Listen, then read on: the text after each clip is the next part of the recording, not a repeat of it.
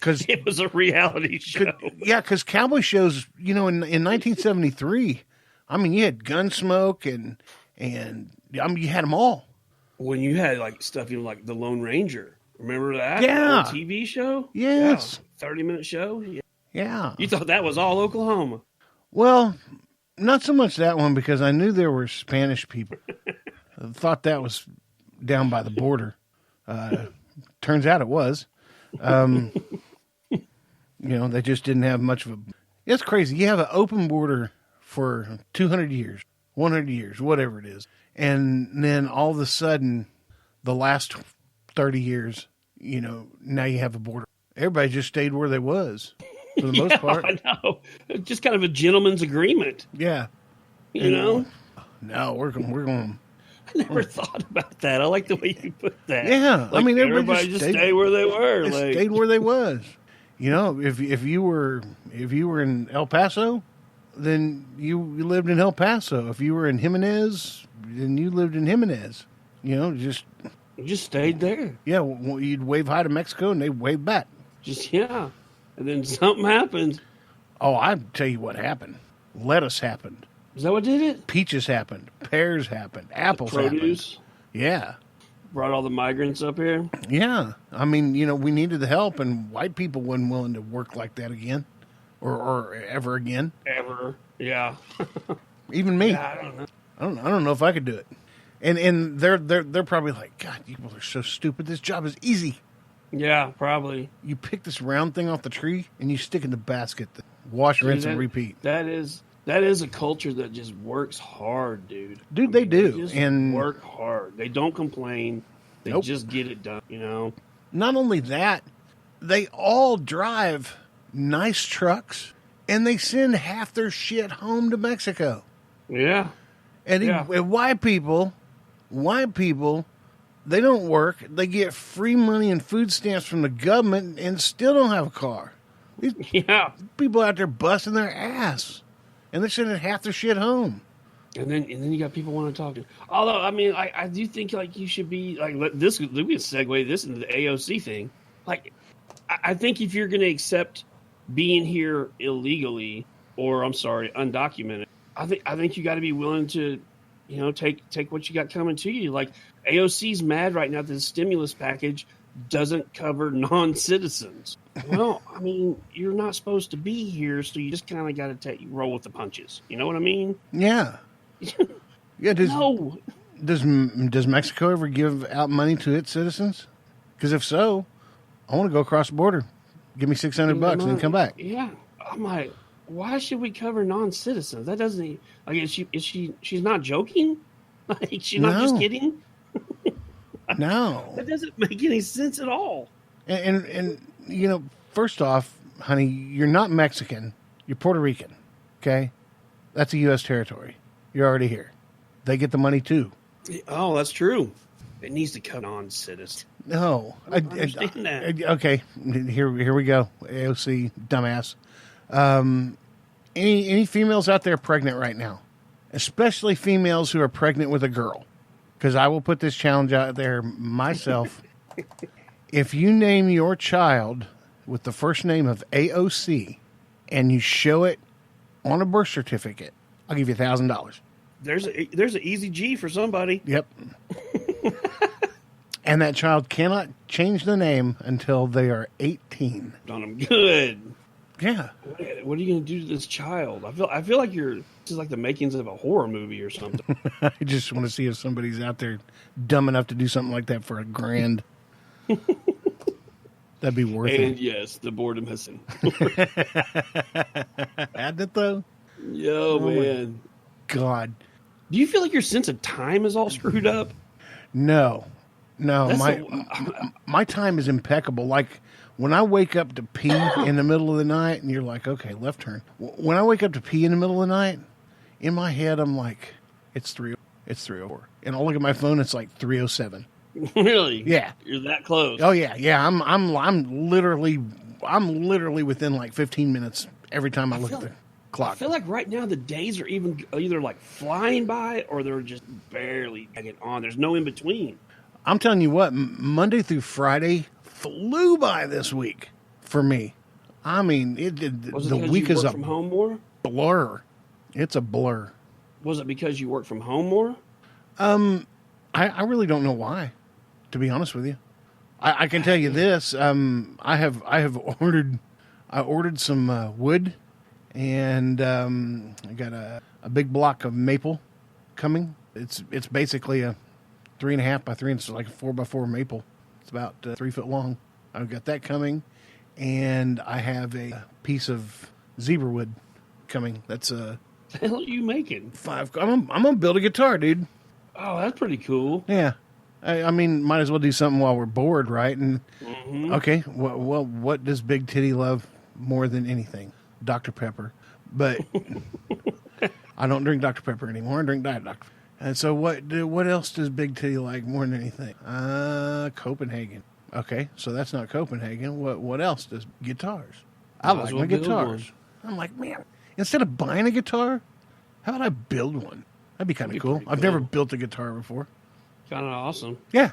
Yeah, I mean, we got all this time on our hands. We might start like getting outside of our comfort zone and see. You know, I've got the equipment in there to build one.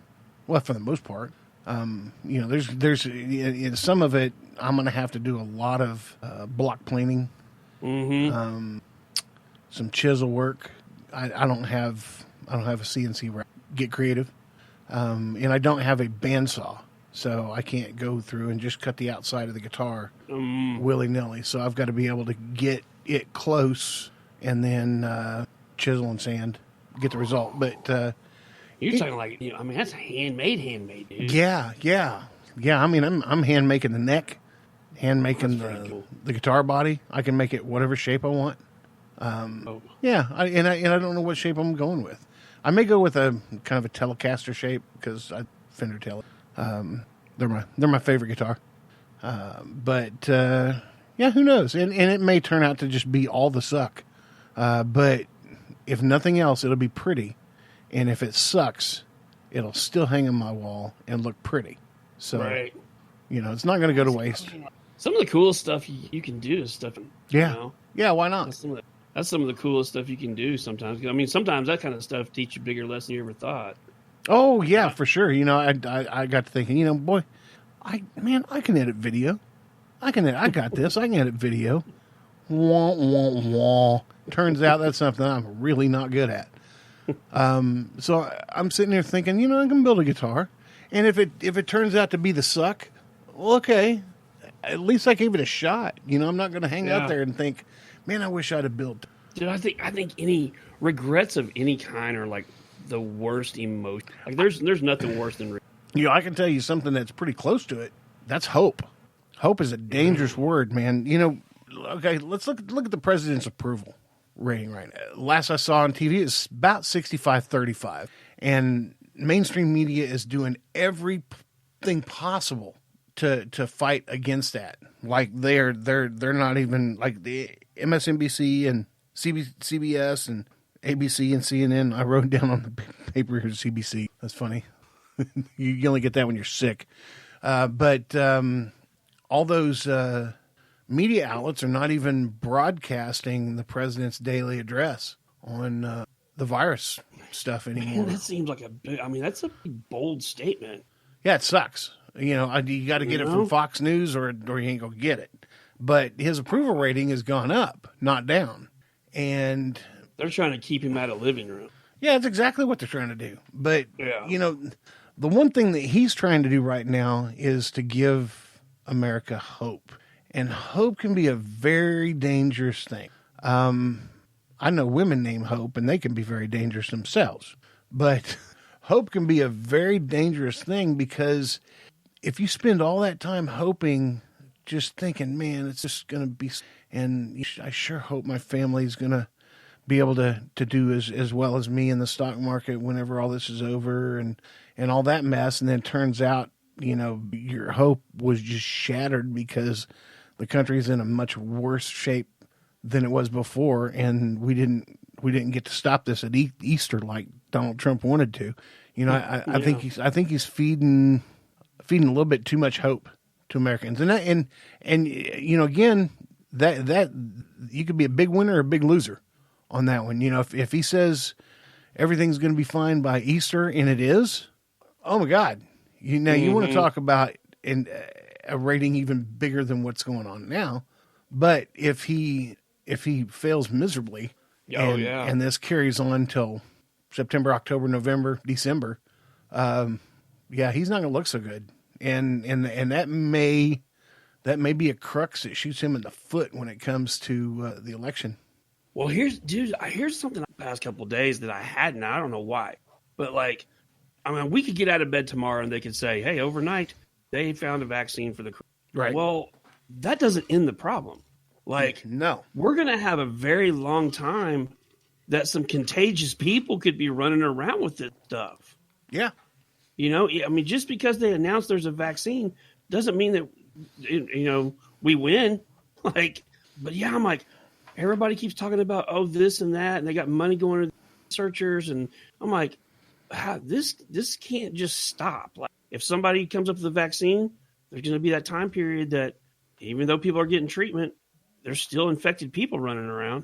I mean, man, I tell you what, I'm almost taking the bait when it comes to hope, because you know, me and Mama's favorite vacation is to take cruises, right?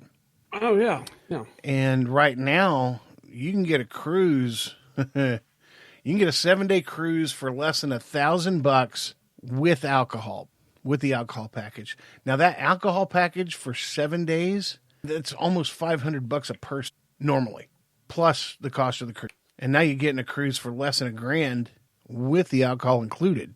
So I'm having to just, okay, but don't do it. Don't book one.